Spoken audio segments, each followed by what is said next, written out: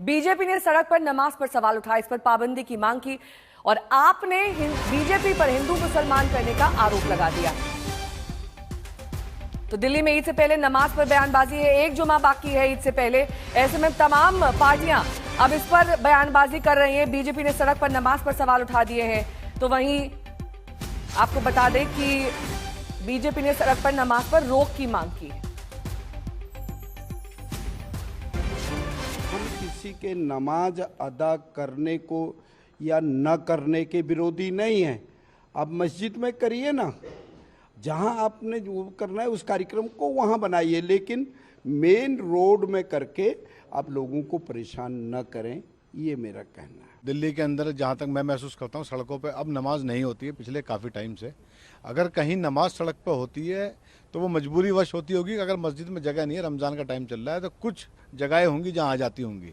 भाजपा के नेताओं को कोई काम नहीं है, इनको सिर्फ एक ही काम है कि एक नेता कहता है कि मीट की दुकानें बंद कर दी जाएं, एक नेता आके कहता है कि नमाज से दिक्कत होती है, किसी को अजान से दिक्कत होती है। ये मुद्दे से भटकाने के लिए जब कुछ काम नहीं होता तो धर्म की राजनीति पे ये लोग आ जाते हैं और बार बार वही काम ये कर रहे हैं। अगर सार्वजनिक स्थान पर, सड़क पर या राह चलते हुए जहां पर से लोगों ने गुजरना है, वाहन गुजरने हैं, अगर उस पर कोई भी किसी तरह का अतिक्रमण होता है इन दी फॉर्म ऑफ पीपल, लोग इकट्ठे होते हैं या फिर किसी और तरह की असुविधा होती है, तो उसके लिए निश्चित रूप से आवाज़ उठाई जाती है।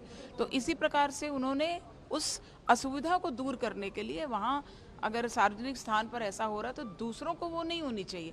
कोई अपने धर्म का पालन करे तो उसको पूरी आज़ादी है, पर उसकी आज़ादी उसके अपने तक ही सीमित होनी चाहिए, ये नहीं कि वो दूसरों की आज़ादी में व्यवधान डाले। तो अगर ऐसा होता है तो निश्चित रूप से सबको कंट्रोल किया जाना चाहिए। कि नमाज वैसे तो मस्जिदों में पढ़ी जाती है, कई कई जगह पर सड़क पे नमाज की जाती है। किसी की धार्मिक भावना पे ठेस ना हो, लेकिन जहाँ पर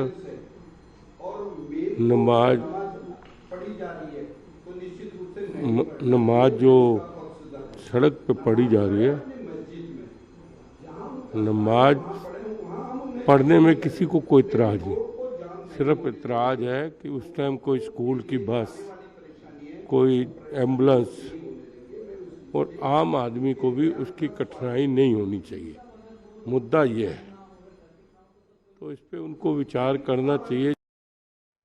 अमित भारद्वाज मेरे सहयोगी जुड़ गए हैं तमाम जानकारी के साथ। अमित, देखिए अब बीजेपी की सरकार है दिल्ली में, क्या जिस तरीके से नमाज अदायगी होती है उसको और व्यवस्थित करने के मद्देनजर प्रशासन और पुलिस कोई अहम फैसला इस जुमे या फिर ईद के मौके पर ले सकता है?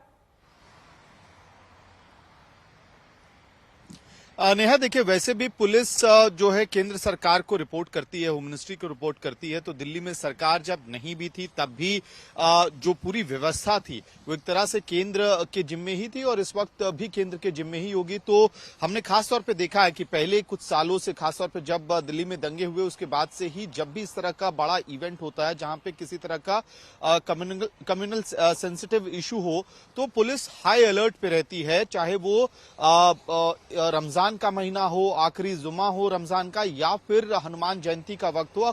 आपको ध्यान होगा पिछले कई सालों से लगातार पुलिस बहुत ज्यादा एहतियात बरतती है, खासतौर पे जो सेंसिटिव इलाके माने जाते हैं, तो वहां पे वो एहतियात इस बार भी बरते जाएंगे। और इसकी वजह यह भी है कि एक तरफ जहां पे रमजान का महीना खत्म हो रहा है, ईद के आसपास ही नवरात्रे शुरू हो रहे हैं, और ऐसे में ये इंश्योर करना कि दोनों ही जो वर्ग हैं, समुदाय हैं, वो अपने अपने पर्वों को मना पाएं, लेकिन उसकी वजह से कोई सौहार्द खराब ना हो। पुलिस इसको लेकर और भी ज्यादा अलर्ट मोड में निश्चित रूप से दिखेगी, चाहे मस्जिदों के आसपास का इलाका हो या फिर जहां पे कोई सेंसिटिव इलाका है, वहां पे आपको हाई अलर्टनेस दिखेगी। लेकिन निश्चित रूप से राजनीति हो रही है। पहले हमने देखा कि बीजेपी के दिल्ली के विधायकों ने मांग की कि मटन शॉप्स को बंद किया जाए, नवरात्रों को ध्यान में रखते हुए, इससे धार्मिक भावना आहत होती है, इस तरह की मांग की गई।